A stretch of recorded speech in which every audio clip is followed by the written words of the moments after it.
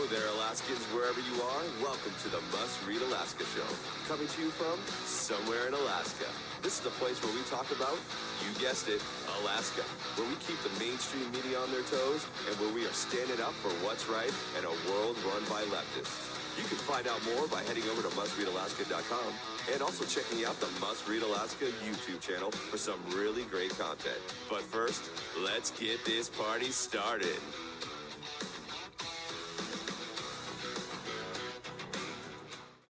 Yes, yes, yes. Good morning, everybody. This is the Must Read Alaska Show coming to you somewhere in Alaska. My name's James Baisden. I'm your new host. Typically, you would see John Quick and on here with the podcast. And today you get to hear me on Friday. Suzanne Downing and John have asked if we could do a show on Friday, and I hope to be able to be entertaining and hopefully share some good information with you on this beautiful Friday.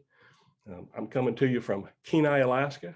That's where I call home, and it's a beautiful day today. I'm looking at the weather report throughout Alaska, and it looks like we've got some pretty nice temperatures all over the place. So I hope this is going to be a wonderful day for you, just like it is for us down here. Just to briefly introduce you what I'm going to be doing today, I'm going to really just be covering some topics that are out there specifically on the Must Read Alaska website. You know, we've got a lot of important things going on today. We'll talk a little bit about the Ukraine-Russia issue.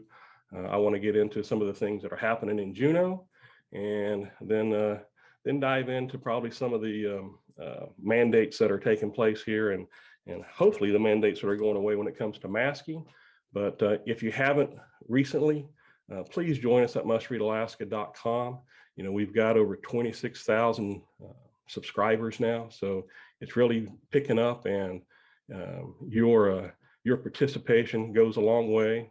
Please donate if you can. There's a button on the website to donate, and we really need your support, especially if you want to see another voice out there dealing with the news and how it's reported. We think that this is the best place for that. Briefly about myself, like I said, my name's James Baisden. I am recently retired. I was the Borough Chief of Staff down here on the Kenai Peninsula Borough.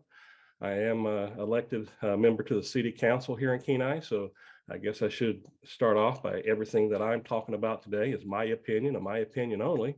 And I am a conservative individual. I have been conservative pretty much my entire life, and I just want to see things done to where we're doing it responsible and, you know, the least amount of government as possible.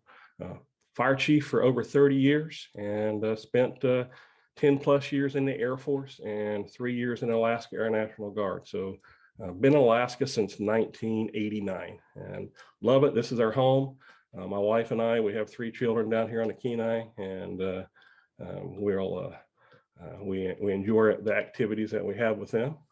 But enough about me. Let's get into some of the topics that we've got. And you know, I'm in the studio myself. This is the first time that I've recorded a program. So not having Suzanne or John here, it's just going to be me. But you know what? We do want to have guests. So you know, this is a live feed taking place. So if there's something that you see that we should be doing, or if you have a guest that you want to see on the program, shoot us a message. It's easy to get a hold of us, and we'll work on getting the content out here that you want to see. I'm looking first at the first topic here, and Suzanne put an article up yesterday dealing with the Ukraine-Russia issue. And again, as a veteran, I'm worried about what it is that we're doing in Ukraine. But anytime that we send troops to a country that's in conflict, I've always been a person that I want to support our commander in chief, and I want him to be successful. I may not support all the policies of our president, but I want to make sure that this country is backing our military and the things that we're doing. You know, when I look at what's happening there right now, I mean, I know it's early into the conflict. I can only hope that that we have a strategy that's going to help resolve this and not make it worse. You know, it looks pretty bad right now for the folks in Ukraine and what they're going to be up against. So I'm assuming that when you look at what the United States is going to do, probably the most that we probably should be doing is, of course, helping our NATO allies and giving them all the support we can. I'm not going to dive into a lot of details because, I mean, it's still unfolding. I know by the time we get into next week's Facebook Live that we'll have a lot more information. But I guess let's just pray for the men and women of Ukraine and also our armed forces and make sure that we keep them in our prayers this week. As we move from federal issues into the state issue, you know, one of the topics that, of course, everybody's going to be dealing with, and we're going to see it with this conflict that's going on, is the budget down in Juneau. And man, right now the price of oil, if I remember seeing it yesterday, it spiked up to over $105 a barrel. So, you know, good and bad for Alaskans. That's going to hurt the typical Alaskan when it comes to filling up your vehicles. But it also helps us with our long-term budget at the state of Alaska. You know, I hate to say it, it's going to make it easier for our legislature to probably spend more. And when it comes to making decisions about the PFD and what takes place there, you know, I think with the growing cost of everything that we're dealing with, they're not going to have to make hard decisions. I think we're going to see a larger PFD. It's not going to be a statutory PFD amount. And I think we're going to see larger government. They won't reduce the size of government because they don't have to. And we're going to be dealing with this for quite a few years. I don't see it going away. Whether we get to a constitutional budget to where we can get it into the Constitution, I'm not sure we're there yet. I know they've introduced a few different bills down there to try to try to get away from even what the governor wants to see. The governor wants to see a 50-50 split on the PFD, and it looks like right now one of the bills I was looking at, they've even got it to where it's going to be a 25-75 split, and it looks like that they're trying to work that into floor discussion. So not sure where that's going to go. That's Senate Bill 199 and Senate Bill 200. It looks like that there's two different bills that they're working toward. So whatever's happening down there, it doesn't look like they even have the votes for the 50-50 dividend. So the budget discussions are going to be very interesting as we move forward here to this next month. I did see an article where they want to convert one of their houses there next to the Capitol to have a place for lawmakers to stay because of their housing issues. It looks like that's another cost of $5.5 million. It looks like they did have the votes to move that forward. So that'll be interesting to watch. I know they have housing needs, and of course, per diem's always an issue with the constituents and with the members and how they get the per diem. There's one thing about it, they definitely showed that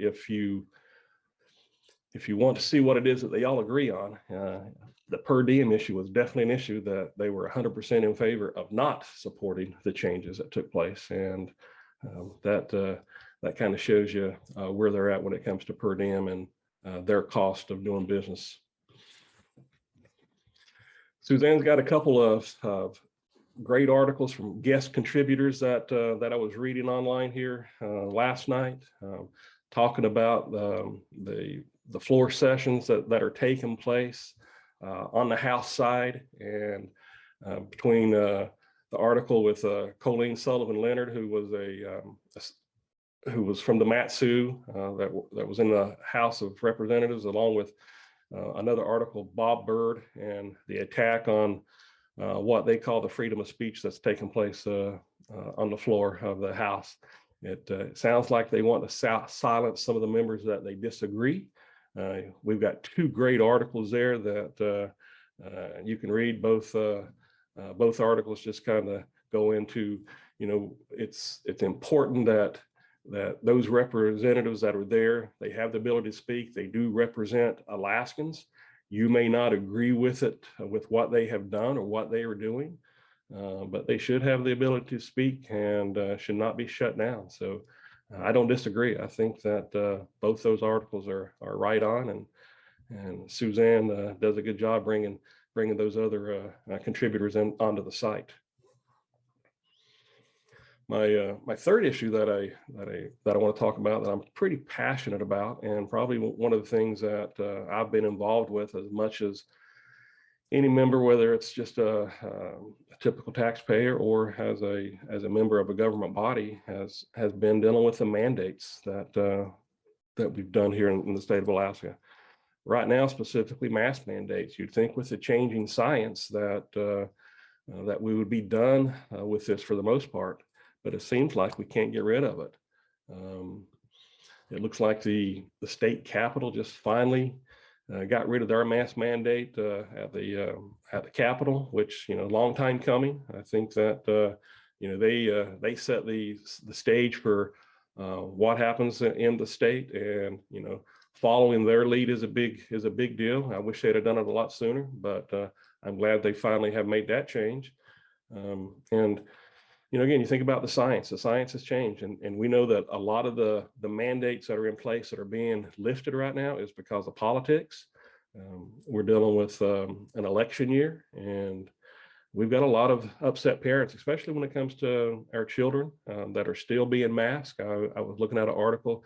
It looks like Sitka is still fighting mask mandates for their kids in school. I know the superintendent at the Anchorage School District just recently put forward a movement to make mask optionals in Anchorage, and I'm hoping that the school district will not go against what she's trying to do there. It's important that we get these kids in a great learning environment, and I think Superintendent Bishop is trying to do the right thing. Today's I think a big day from the CDC. If I'm looking at the news correctly, the CDC says that hopefully we're going to see some new guidelines when it comes to masking, and hopefully it's going to get less, because we know more about the science over the last 2 years, and the type of mask that we've all been required to wear when we go into businesses or we go on a plane. We all know that that's not really making a big difference in what we're doing. It's one of those things that it seems like it's become a security blanket for some. For those people who need to wear a mask that have compromised issues, I don't have any problems with that, but I don't want to see it mandated. One place in the state right now that I think is still an issue, and I have penned a letter to the university chancellors and also the president. So the president of the University of Alaska, President Pitney, the chancellors for the different universities, they haven't removed the mask from our kids in the university system yet. Now, why is the university last in doing this whenever you see it clear across the country, all the different places that we are maskless? Here on the peninsula, very seldom do I see somebody with a mask. We go to big events, we go to large events. I'm going to be traveling this week, and I'll know I'll end up events without a mask. Everybody in Alaska knows what we need to do to make ourselves safe. Vaccines are available if you support that, and you can still keep your distance and you can wear a mask. But I guess what I'm asking for, if you haven't seen it yet and you have the ability, reach out to the university system and see if we can have a positive effect on helping getting the mask off our students. And it's personal for me. I have a young child who's a young son who's a freshman in the university system, and he tells me, he says, I don't know what the students look like that I'm in class with. It's kind of disheartening to be in school for a year and not to see your professors and not to see the students that you interact with in class.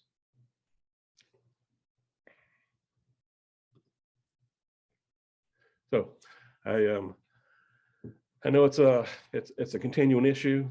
It's one of those issues that you'll hear me harp on, and I guess I'm looking forward to it going away, probably like most of us. I want to see normalcy, especially in our schools, and hopefully we'll see that soon. Hopefully all these other entities will continue to move forward and make some changes. Well, so I guess that's the highlights of the show. Again, my name's James Baisden, and this is the first time you've seen me. Hopefully, it will get better. It will get polished. There's no engineering or anybody in the studio here. It's me trying to figure out all the buttons and pushing it. So if you see me looking in a certain position or looking up, I'm trying to just bring all the information in. So hopefully it wasn't too bad, and you'll see me back again. Must Read Alaska. If you haven't been there lately, please go to our website. You're going to see this pushed out on podcast, and we thank you, the viewership. Suzanne Downing and John Quick, they'll be back with you next week, and hopefully you'll have a great weekend, and stay safe, and until we meet again. Thank you.